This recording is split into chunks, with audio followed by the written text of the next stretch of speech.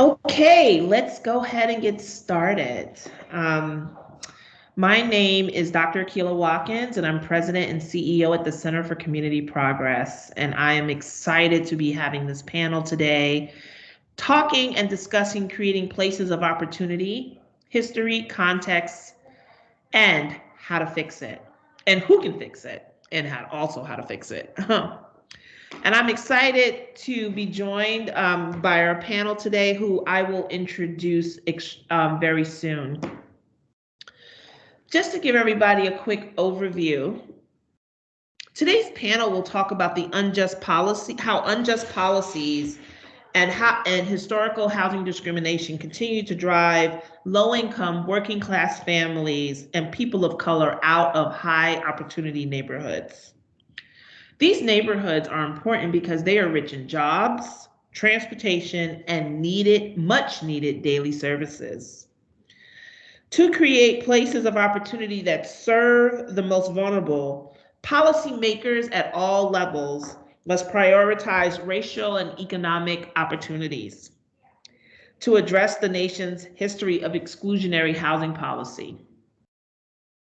During this panel today, we want to understand how we got into the position that we're in, the specific context in which we currently exist, and also how important this moment is, and then who can fix it, and hopefully a call to action. So I'm extremely excited and honored to be joined by this illustrious panel today. First, we have Dr. Trounstine, who will be joining us today. We also have Mr. Bryan Greene, and we also have Karen Parolek. I encourage you all to check out their bios in your materials today to get more information about who they are. So let's go ahead and get started. I will first kick it off to I will first kick it off to Dr. Trounstine, who will lead us with setting the history of where we currently are at. So, Dr. Trounstine. Thank you so much, Dr. Watkins. It's really a joy to be here with this terrific panel. I always learn so much when I talk to people outside of my little narrow realm of academia on these questions. So this is wonderful. So as Dr. Watkins said, I'm going to sort of set the stage here, set the context, and describe a little bit of the history about how we got to where we are in terms of the segregation patterns in the United States. So a big overview is to say that the state, federal, and local governments in the United States have all played important roles in the institutionalization of racism and have helped to build segregation into the design of our cities. Since the very earliest days of US urban development, governments have influenced property values and strategically allocated public goods to the benefit of some residents and at the expense of others.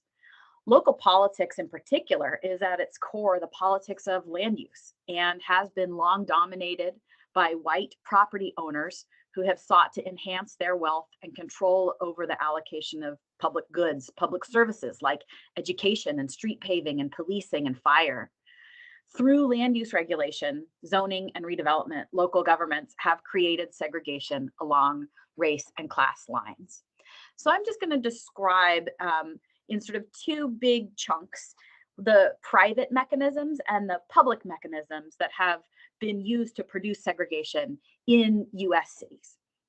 So how has this happened? How has segregation been maintained? Well, back in the early 1900s, violence was a very effective mechanism that white neighborhoods used to keep people of color out of their communities.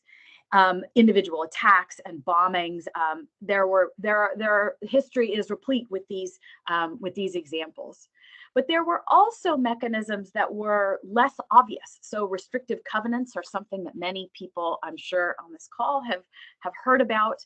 A private agreement that was written into the title of the housing deed that asserted that the house would never be sold to certain categories of people of color, primarily African American is signified in these documents, but also Chinese residents as well as Jewish residents. So it would be something saying like the tenant agrees not to permit the premises to be used or occupied by any person other than members of the Caucasian race. And there's new research showing that these restrictive covenants basically blanketed the United States at one period of time.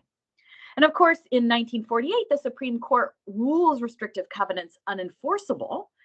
And so they are not enforceable by the government, but the practice continues for another 20 years. We have also seen lots of examples that continue today of racial steering in the housing market. So we see real estate agents and lenders only making available housing in certain neighborhoods to people of color, making other neighborhoods and housing available to white residents. But most of my work, and I think the more relevant for this particular conversation, is the ways in which the government, not private individuals like real estate agents or homeowners, have maintained segregation, but the ways in which the government has maintained segregation. And state, federal, and local policies can have the same effect as those restrictive covenants, right? Creating neighborhoods where some people are allowed and other neighborhoods where certain demographic groups are unable to find housing. In the early 1900s, several cities, particularly southern cities, established Black and white neighborhoods through their zoning maps.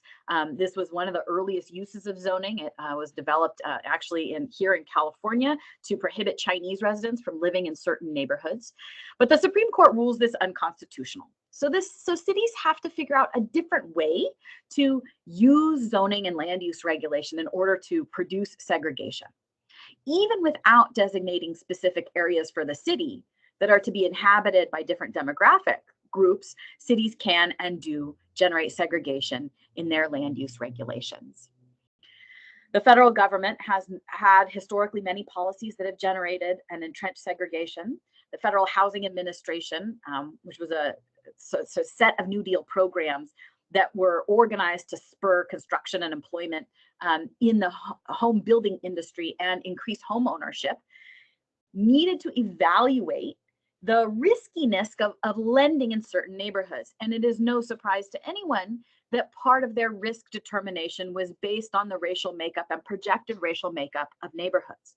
So the FHA developed a system to evaluate risks that were associated with lending.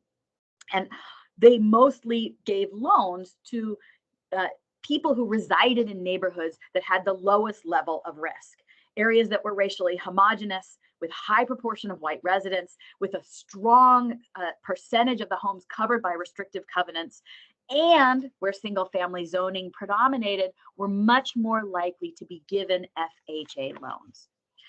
The FHA didn't invent these standards of racial worth, but it bureaucratized them, and it lent power, prestige, and the support of the federal government to the systematic practice of racial exclusion. These federal redlining practices were in place when suburbs exploded with population in the post-World War II period. Along with the fact that race and income are highly correlated in the United States, this meant that early suburbs were much whiter than their neighboring cities. This would change over time. I'm sure everyone here can think of a suburb today that is racially diverse, but there remain many racially and economically exclusive places. So where does this leave us?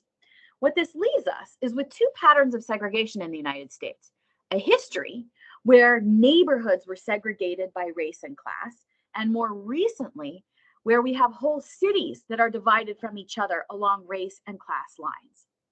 And today, our land use regulations continue to reinforce segregation. Policies like minimum lot sizes, restrictions on density, restrictions on multifamily housing, growth controls, open space preservation, high fees, and cumbersome review processes all work to make sticky those earlier patterns of segregation, preventing change in the housing stock. Even while the nation diversifies and inequality worsens, we have these neighborhoods that are protected by land use regulations to look as they did in the early 1920s, homogeneously white and homogeneously upper, middle, and upper class. And that is the basic sort of background to where we are today. And our land use regulations today continue to reinforce these earlier patterns of segregation. Thank you so much. That was extremely informative. And I think, and I would like for everyone to really think about their questions for Dr. Trounstine, because she's extremely knowledgeable about historical housing discrimination and how it's created the context for where we are today. And so as we think about broadening this discussion and to your point, thinking about how those early policies have led to the Black-white homeownership gap, thus leading to the Black-white wealth gap, and the levels of renter household cost burdens, right, that continue to perpetuate inequality. I would now like to bring in Bryan Greene that will talk to us about the context in which we are right now and what does it mean for us to be in this moment. Bryan. Thank you, Akilah. And, I just want to thank Dr. Trounstine, too, for that really important context, because really without it, we don't understand the challenges we face today, nor do we recognize the solutions, some of the solutions which require some form of intervention, whether it's government or otherwise, because of really sort of the artificial advantages that were baked into our housing finance system and as well into zoning and land use decisions. Today the situation that faces us is we have a very wide home ownership gap among racial groups. And as you know, while the home ownership gap between whites and really all other racial groups is quite significant, we often focus on the gap between whites and African Americans because it's the most stark, a 30 percentage point gap. Roughly speaking, white home ownership rate is around 75%, and the African American home ownership rate is around 45%, which many have acknowledged is a wider gap than at the time of the passage of the Fair Housing Act, and that the actual home ownership rate for African Americans is about where it was in the 1960s. Despite gains, it had actually gone up and then came down after the subprime crisis. Today, what we're seeing is, I think, just more evidence of how everything Dr. Trounstine described has a cascading effect into the present, and really, in some alarming ways, calls for some intervention. The National Association of Realtors, we've been focusing on two major issues, which I think sort of bookend the crisis we're in today. One, the housing supply crisis. We had a forum on that subject earlier this year. And next week, we have a forum focused on the student loan debt crisis. And I think if you look at those two issues, you really see how past inequities threaten to compound existing inequity. So in terms of housing supply, because of the housing supply shortage in this country, where we're maybe 5.5 million units to 6.8 by some estimates, 6.8 million units short, prices are floating out of reach for many Americans and disproportionately for people of color. So you have the prices going up higher, and then you have people of color also disproportionately burdened by debt, and particularly student loan debt, which is making it even more challenging for those who are taking those steps, which traditionally help you get ahead. It's making it harder for them to reach up and afford today's prices. And so both of these issues at the National Association of Realtors, we're ringing the alarm bells about. One, we need the right amount of housing so that first-time home buyers truly have a shot at landing housing in this market and at an affordable price. But then we also need a consumer base that can actually afford the housing. And for African Americans in particular, but also other people of color, this issue of student loan debt is really unprecedented and making it even harder for people to achieve home ownership. Let me say just a little bit more about that. If you look at who bought homes last year in 2020, African Americans accounted for only 5% of home buyers. 5% in a country where African Americans represent roughly 13% of the population. If you drill down and look at the characteristics of those home buyers, what might surprise you is that a higher percentage of African American home buyers have advanced degrees.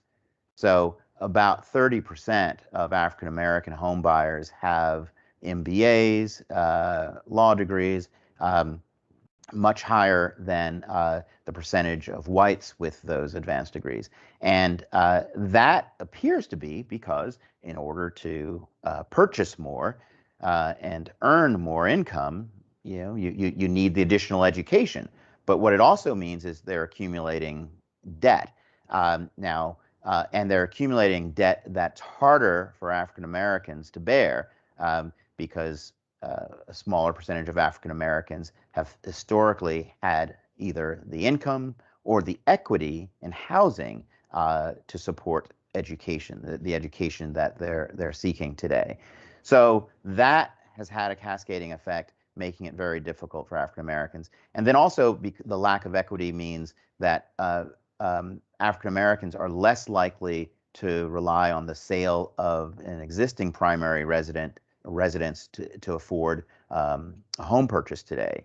So African Americans at I want to say at 3 times the rate, were dipping into their pensions, dipping into their future in order to purchase a home today, which of course has a destabilizing effect on their larger economy. But the student loan debt, even more so. So if you have huge student loan debt and you're also trying to maintain the other costs of living that we all must maintain, that is also affecting African American credit, which of course also makes it more difficult to qualify for a mortgage.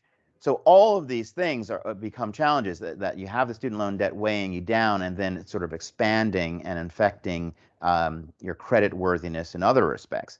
So when we look at the housing finance system as well, there are many burdens that African Americans are meeting that are not calculated in one's credit. So you may be living in a high-cost city and paying $2,000 or more in rent, but that's not traditionally part of your credit profile. So even some of those things that could help you are absent in the housing finance system, and that's something that may change. Fannie Mae has announced that they're using artificial intelligence to identify from bank records regular rental payments and how that can give a slight boost in one's credit. But these are the kinds of issues that right now in the day-to-day are affecting African American home buying, and we're calling attention to these things. If 5% of home buyers this past year were African American, and if home prices continue to climb, we might see that number still diminish. So many policymakers are looking closely at what else can be done, ought to be done, recognizing that it's almost like the myth of Sisyphus, that people who are doing the right thing to try to achieve and acquire the income because of past inequity are also finding themselves debt burdened and finding those things working against them. There was a Wall Street Journal story just about this, about just how education was supposed to be the boost for African American mobility, and it's turning out to be a weight. So these are the policy discussions we need to have. No doubt there's discrimination that continues as well in the marketplace.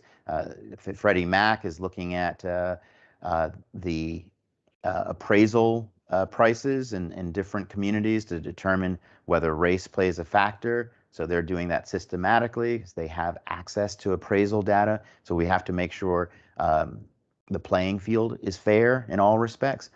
So all of these things have to happen at the same time. We have to make sure we're addressing discrimination in the marketplace, ensuring less discrimination in the marketplace, and then looking at these more institutional factors to identify whether they're truly working fairly for everyone.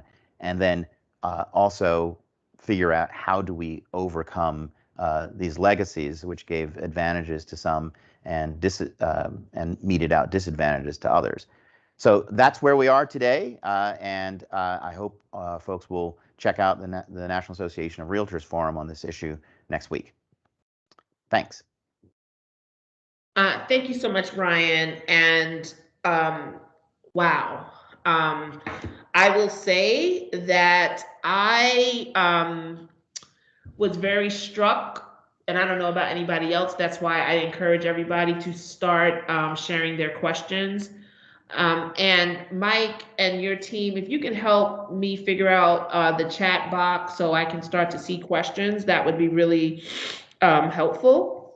But we're not just talking about low income families here, right? We're talking about families, especially African-American families that have achieved secondary education. And that was part of the sort of promise of America, right? Like if you do all these things, there's opportunity at the end. And the fact that this conversation we're having today about high opportunity communities and sort of the legacy, the context, and the change is a lot more complex and a lot more insidious than we originally thought, right? Because if we're saying we're not even getting to the point of sort of low income African Americans, we're actually looking, and you actually are talking about sort of how this is playing out with middle class and upper middle class African Americans that are tapping into their retirement. So that is very painful, and thank you for giving us that bit of nuance. Sure. And hopefully we'll get a chance to talk about it more with you during the Q&A period. So Karen, this has been a very difficult panel so far. We have talked about a lot. We have gotten sort of both a history and a contextual sort of reality. What do we do? Who can solve it? And what, and we don't expect you to give us sort of, all the ways we can solve the problem. We need a little bit more time than that. But what are some of those low-hanging fruit policies we can adopt, or what are some ways that we can think about the role that city government can play as it relates to providing more opportunities for our most disenfranchised populations?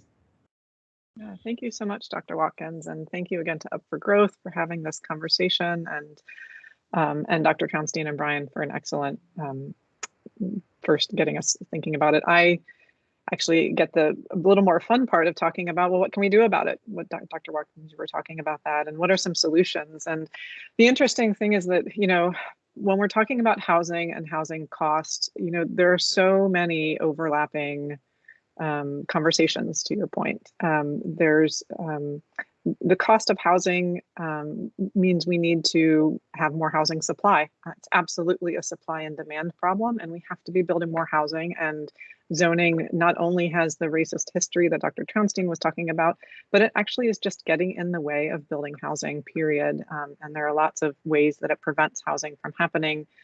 including long discretionary review processes that have been used both to keep Black people and people of color out of neighborhoods, but also just from keeping more development out of neighborhoods. And that review process is long and expensive. But we also need more housing choice. You know, we are building only 3 different housing products in the United States right now: detached single-family homes, townhomes, and apartments in mid-rise and high-rise apartment buildings. And a part of what our firm, my partner Dan Parolek, coined missing middle housing, which is all of those historic housing types that used to exist essentially pre-zoning before they were zoned out in our pre-1940s neighborhoods. So duplexes and fourplexes, and they might be called differently in your town.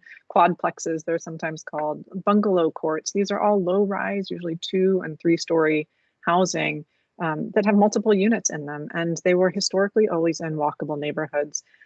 And the housing choices that they provide are that they are more affordable because you're sharing the cost of the land with multiple units rather than just a detached single-family home.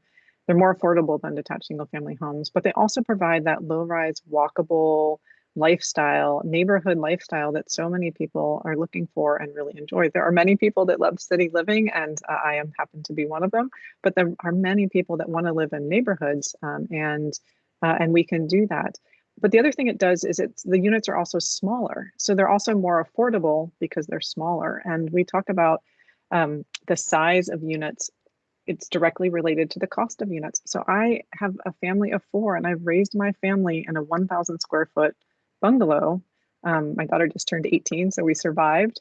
But we've gone out and talked to communities who've said, building anything that's less than 3 bedrooms with 2.5 baths, that's less than 2,500 square feet, is considered substandard housing, which is ridiculous. It's absolutely ridiculous. People throughout history have lived in smaller units, and they're wonderful to live in, especially when you have the other amenities provided by walkable neighborhoods. So that housing choice is really important, and especially as you look at the different, only 25% of households have children in them anymore.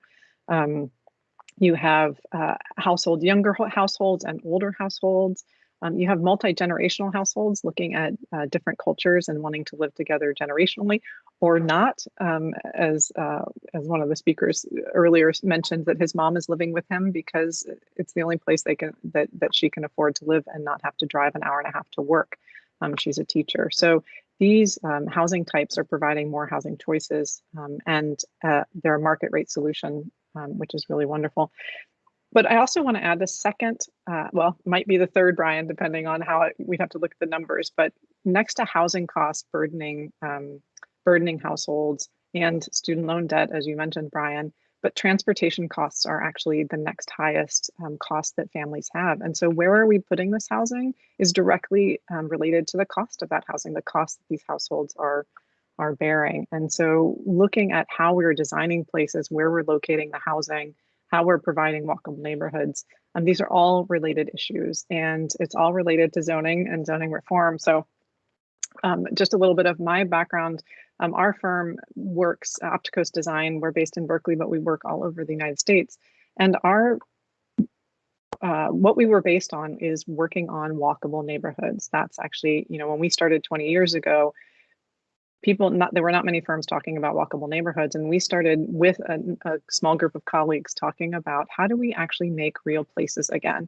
The separation that Dr. Trounstine talked about is not just separation by race, not just separation by income, but it's also separation of uses, separating housing from workplaces and separating housing from retail so that you had to drive between all of those things. And that driving increases transportation costs. It actually lowers standard of living, lowers quality of life.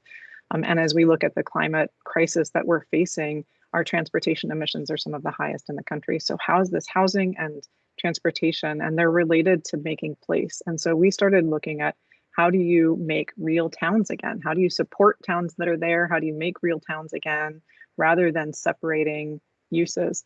And so from that's where we also started to look at zoning. And our zoning not only, has all of this separation built into it, and there isn't a way to use conventional zoning to actually create real places where people can live and work shop and gather in community together. And so we became part of a group that looked at reforming zoning and created a new type of zoning called form-based codes. And the Form-Based Codes Institute, just so you know, a wing of Smart Growth America has just released a wonderful new report called Zoned In, the economic and shared benefits, economic benefits and shared prosperity of form-based codes. So this zoning reform, placemaking reform, zoning reform is really important. And some of the benefits of form-based codes are that they get rid of some of the things, many of the things that Dr. Trounstine talked about. They get rid of discretionary review. They can get rid of discretionary review if done right. And so the idea is that the community comes together and makes decisions about the types of places that they have. They might have a mid-rise or even a high-rise downtown. They might have other mid-rise neighborhood centers, and the housing is always supporting those neighborhood centers where people gather. And they come together and they create a vision of these places. And then what form-based codes do is then they create a prescriptive zoning that actually create places, they create guidelines around how the private buildings shape the public realm and how they shape our public spaces and where we gather together in community, as opposed to conventional zoning, which regulates in the negative. It says you have setbacks. You can put the building here, but it be anywhere from here or further back. So you don't know where the building's going to go. Things like FAR, and I'm going to get technical here, but an FAR of 1, that's how they regulate. FAR of 1 means you could have a single-story building that covers the entire lot, or you could have a 4-story building that covers a fourth of the lot, or you could have a 16-story building that covers a 16th of a lot. These types of regulations don't provide any predictability for the community, which is what leads to the discretionary review process, and that's why it's very important. And the discretionary review process is where the community says, okay, you followed all these guidelines, but now we need to check to make sure that this building actually works in our neighborhood and actually creates the kind of place that we want. And this is actually important for mobility justice and mobility choices. It's important for supporting the community vision and making sure that that's implemented.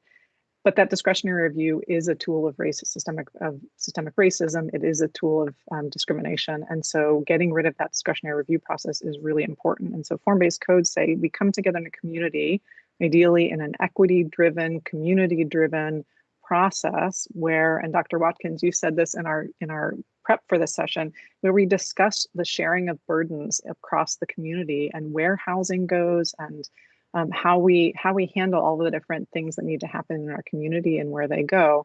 Form-based codes enable us to codify that in a prescriptive way that say the buildings actually in the downtown area, the buildings need to be placed right at the edge of the sidewalk because we know that's what creates a good public environment where people are comfortable walking, where they're safe walking, where we can support transit, where we can have all of the things that are important for our community.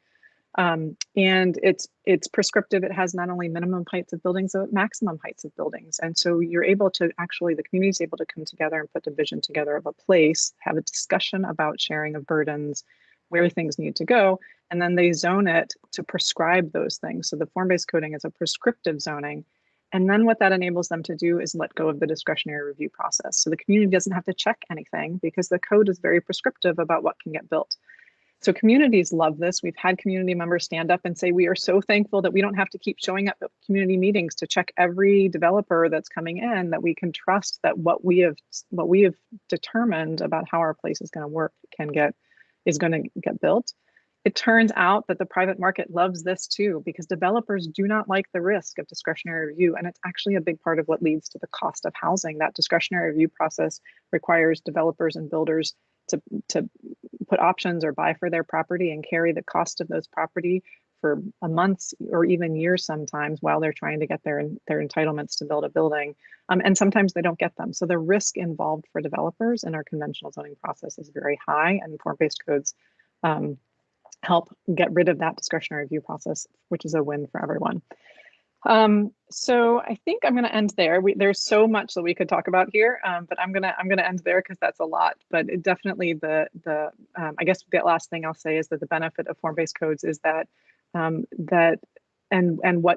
we got to missing middle housing was that we realized that creating these places, a key element of creating these places was creating a variety of housing types, and these missing middle housing types that were so core to making our historic walkable neighborhoods work weren't allowed by zoning. And so form-based codes were also written to enable this variety of housing choice and bring them into neighborhoods and codify them into neighborhoods and provide more choice and more options for people at lower prices, and dealing with the housing price crisis. Yeah, I'll stop there because there's so much. When we talk about designing our towns, there's so much to talk about, but I'll stop there for now so we can get into some conversation. Thank you so much, Karen. That was very, very hopeful. Gabrielle, let me just ask you, are there any questions in the chat before I begin? No, currently there are no questions in the chat, but for our attendees, we encourage you to do so. I think our speakers have given us quite a bit of information, so please, we encourage you to join us in the chat. Thank you. Great. So there's a few questions I have. What's the risk if we do nothing? If we don't move with a sense of urgency, with being sort of strategic and thoughtful about implementing these strategies, where will we end up in the next decade? And this question is open to everyone. Well, I think we run the risk of exacerbating existing income inequality, certainly wealth inequality. I think what we're seeing is essentially the result of doing little. Everything playing out as planned plays to relative advantages and relative disadvantages. It's almost as if, everything we wound into the housing finance system in the 1930s is now playing out, not to mention all of the other aggravating factors over those years too. But even with the passage of the Fair Housing Act and sort of regulating, the day-to-day discrimination, it's the housing finance system that ends up perpetuating and compounding the inequality. So you're seeing more and more actors recognizing the need for interventions of some sort. NAR is part of a collaborative called the Black Homeownership Collaborative, which isn't restricted really to the African American problem, and I've been talking mostly about African Americans, but it's precisely because that's where you see the greatest disparity, and so it's become sort of the convenient marker for it.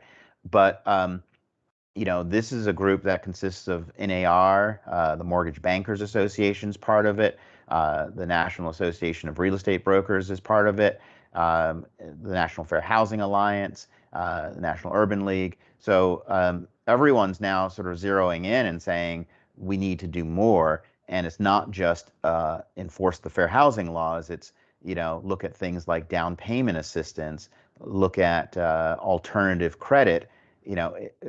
Out of a recognition that while these may be marginal steps around the edges, there are recognition that this system as we developed it may not be working for everybody, and may have built-in disadvantages.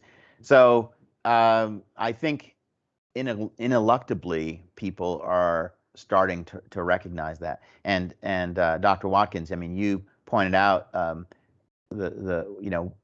what I think it was maybe unstated in what I laid out, that this is affecting the people who are the high achievers, right?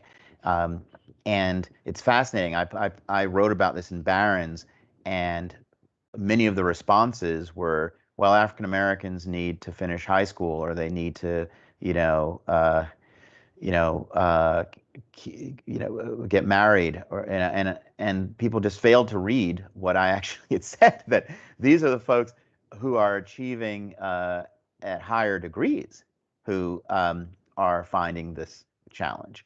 And so, I think this is the message we're sending people, that we want people to strive and to earn, but it also means that there's a price, and that price is separating them from affording the price of a home. Jessica, yeah, please. And I jump in. Another thing that doesn't get talked about in this way is infrastructure. And the way that we've been building communities, the way that we've been separating communities, there is a huge infrastructure bill coming due, and communities are starting to go bankrupt over it. And it is often because as new communities, as white, wealthy suburbs were built on the edges of town, the developers, the cities wisely charged the developers to install that infrastructure, but nobody talked about who was going to maintain that infrastructure, right? And the studies are actually showing that the higher density, often lower income areas of town where you have more people on less land are actually subsidizing the maintenance of infrastructure for the low rise, primarily white, wealthier neighborhoods on the outskirts of town. And as the maintenance is aging and is going to start to need to be replaced, there is nobody to pay for that. Not to mention current infrastructure costs, the costs of maintaining schools, the costs of maintaining fire response, all of these costs that the community have. When you have fewer people per acre to cover the cost of those things, but you have more acres for that fire truck to get to, the costs go up. And those communities are not paying for it. And as the hard infrastructure needs to get replaced, there's not going to be a way to pay for it. And so this is really also something that too many communities have not been willing to face, but it's about to get ugly. Jessica, you wanted to weigh in? I didn't actually have very much more to add than what Bryan said, which is that what we risk is exacerbating inequality on all of these different dimensions, and we risk undermining an entire generation of potential new home buyers, essentially. And the segregation that we have will not change. It won't unless we do something. And so what we risk is maintaining the segregate. So speaking out of both sides of our mouths, right? Saying on the one hand that segregation is bad and it's in the past and good thing we've moved past that, and then yet doing nothing to rectify those inequalities. And if we don't rectify those inequalities, they will persist and get worse. And the lack of ability to build wealth through homeownership for people of color in this country has created the foundation for a vastness of inequality that you cannot overcome it with work. You cannot overcome it with income. You cannot overcome it with merit, because it wasn't given by merit or in the first place. It was given by governmental protection of resources. And so the only way to undo that and only way to rectify those inequalities is to invite government policy to undo these inequalities. Thank you. Gabrielle, I want to just check in with you to see if there are any questions in the chat. If not, I can go on to my next one. So far, there are no questions in the chat. And again, we encourage attendees to do so. But Akilah, please do move forward with the next question. These have been awesome. Great. So Karen, one of the things that you said that really struck me was how we have to push ourselves to build different types of housing. We have the single family, we have a townhouse, and then I think you brought up a third type of housing. And so, I'm curious, and this question is for Karen, but I open it all to you. What does a high opportunity neighborhood look like? If we, if you had the ability to sort of sit down with the power brokers and say, hey, y'all, this is what we need to do. This is how it needs to look. This is what needs to be in it. Starting with housing, what would that look like? What are those housing options? Yeah, it's the things that you started out talking to the panel about, right? It's about having, affordable housing, not capital A affordable, but housing that you can handle based on your income, the cost of your income. It's having mobility choices so that you aren't stuck paying for an automobile, that you can actually choose to both use lower cost means of transportation, but also healthier ways of transporting around, not sit in a car for 2 hours a day. It's having that access to transportation is then access to everything else. It's access to school, it's access to jobs, it's access to community, all of those other things. And I think all of those are super important, right? Like, so having schools, preferably having schools that are within walking or biking, some sort of healthy mode of transportation for our children to be getting out every day and getting their exercise, for having places to gather in community and to really, you know, one of the most important aspects of community resilience is that social network, right? And so having places where community can gather together and connect with one another, and so that's super important. And then access to jobs is absolutely part of it, and that's where the transportation network, either creating places where jobs and housing are all happening in the same place, and then also creating places where the transportation network can connect place to place to transport people around those places. And I wanted to add a piece about those, and that can be a city. It can also be a small town. We do a lot of work in rural towns, you know, in California, agricultural towns, and making sure that people there have access to all of those things, as well as kind of, you know, towns on the edges of metro areas and towns in the center of metro areas. And they can all have different physical forms. And I think that's when people start talking about housing, they start talking about density, and people start worrying about towers. It doesn't mean towers. It actually means lots of different physical forms, but getting more people, more jobs, more transportation, and also more people in the area supports more local businesses. So if we start looking at local business opportunities, small business opportunities, the chance to own your own business rather than having to work for someone else, those kind of opportunities. And I think that that's also where, you know, both walkable, mobility-rich areas come in, are part of the story, but also in our conversation around missing middle housing, around duplexes and fourplexes, there's two really important opportunities. One, historically, again, before zoning zoned them out, they were wealth building opportunities for immigrants. Immigrants would often come in and they would build a duplex so that they could live in one unit and they could rent the other unit. So they were essentially becoming small businesses right there and having rental income to help cover their, you know, their ability to purchase land and invest in land. In Chicago, they're actually called the Working Women's Palace, these side-by-side duplexes, right? Things like that. So that ability to actually have rental income and provide housing to your neighbors, right? And build community, right? This is all part of it coming together.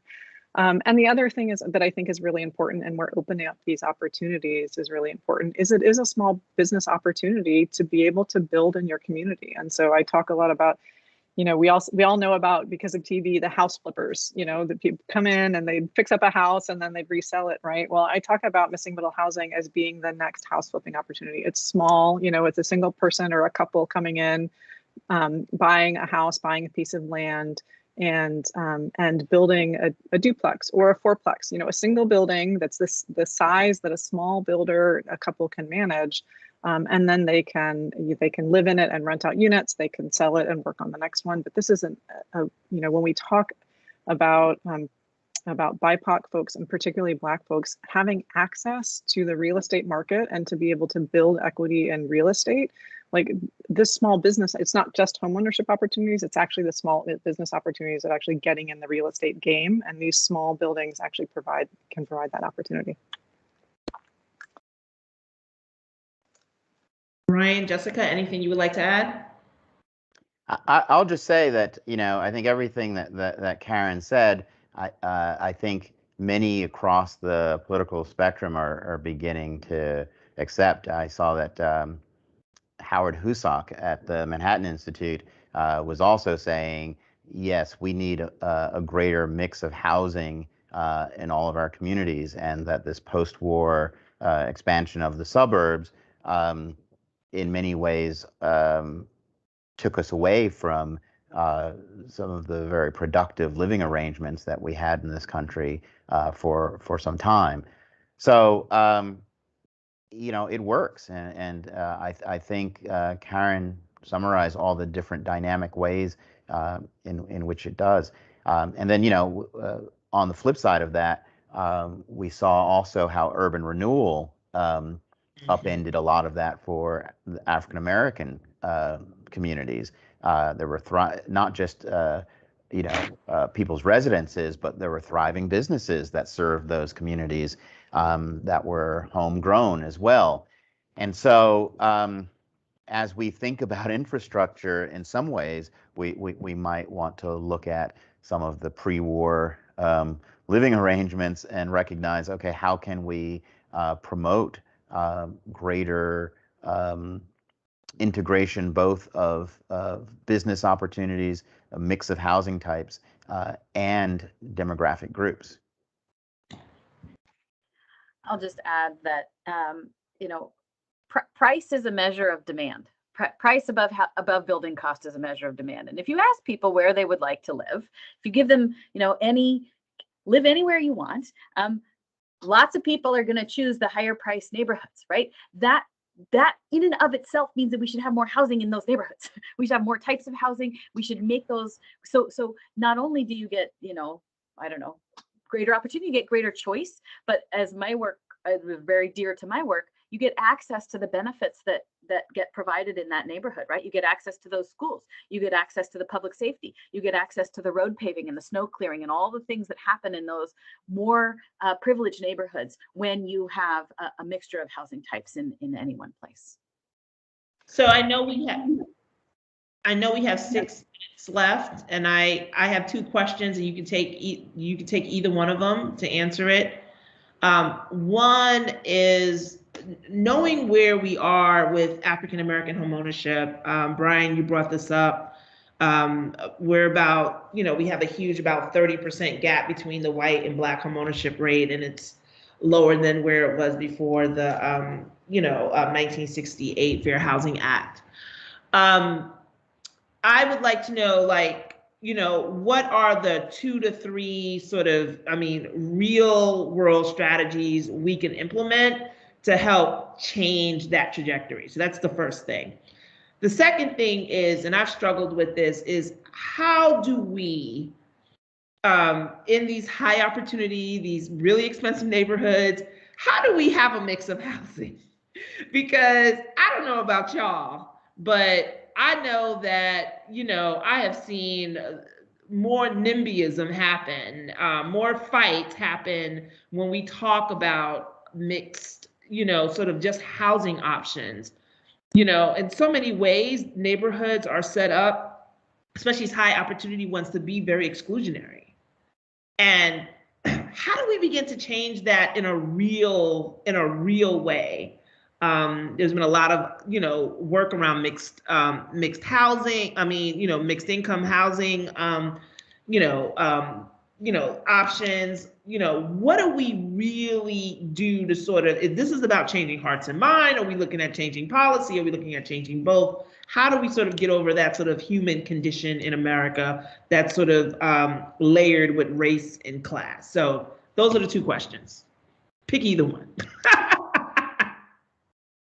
Those are, that's the heart of what the politics of here, of all of this is, right? So, I have sort of 2 things that I like to say about real world solutions. One is force. So one solution is to get higher levels of government to force local governments to integrate their housing stock. That has not been super successful because the same political voices that are loud at the local level are loud at the state level. And so it's possible, but it's not probable. The second solution, and I think this works at both the local and the state level, is to figure out what the coalition is that is meaningful in that particular community, right? There are different political coalitions that are motivating in different places. Sometimes I talk about the environment, and that's very motivating in some communities. Sometimes I talk about the school teachers and how they can't afford to live in a community, and that's very motivating. Sometimes I talk about how you're not going to have anybody to wash the dishes in your restaurants, and that's very motivating. Sometimes, I talk about your grandchildren can't live near you, or you can't live in your community because you are aging and you don't have the ability to afford a giant house anymore, right? So part of this is trying to figure out what community you're, knowing your community and building that coalition that is meaningful and powerful in that community, and bringing the exclusion, the voices of those who've been excluded to the table to make sure that it is not their communities that get only densified, right? That's a very big part of this story too.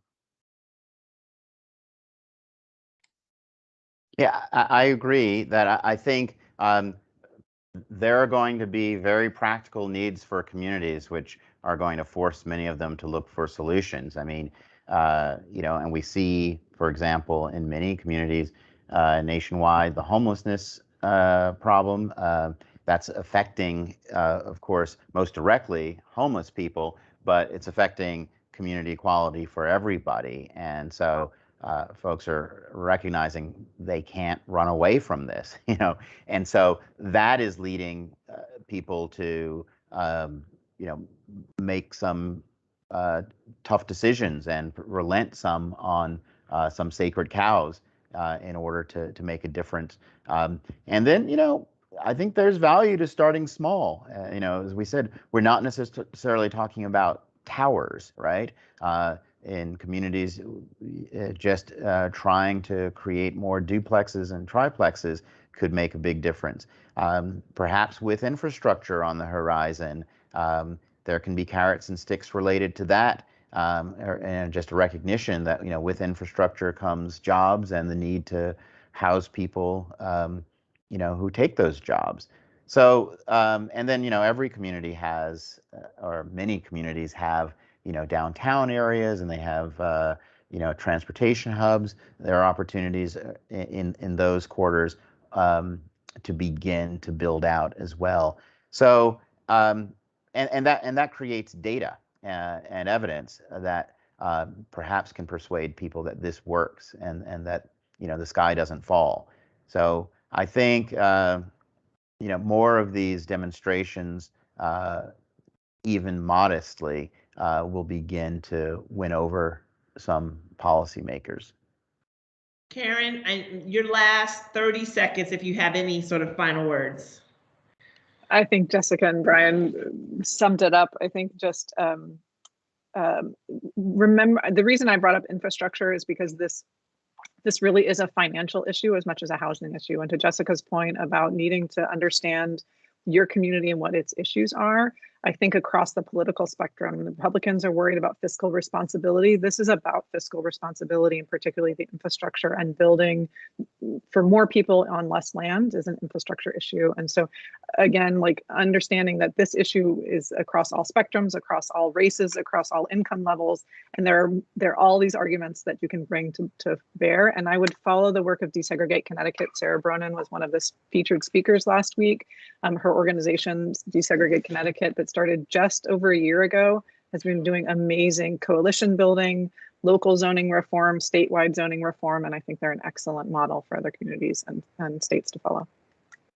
Thank you very much. I want to thank our wonderful and just knowledgeable panel again. Really appreciate, just the wealth of knowledge and examples that you shared with us today. Thank you, Up for Growth, for giving us the opportunity to talk about this much needed topic. And we look forward to more opportunities to bring you just better, more strategic solutions for our communities. So thank you again.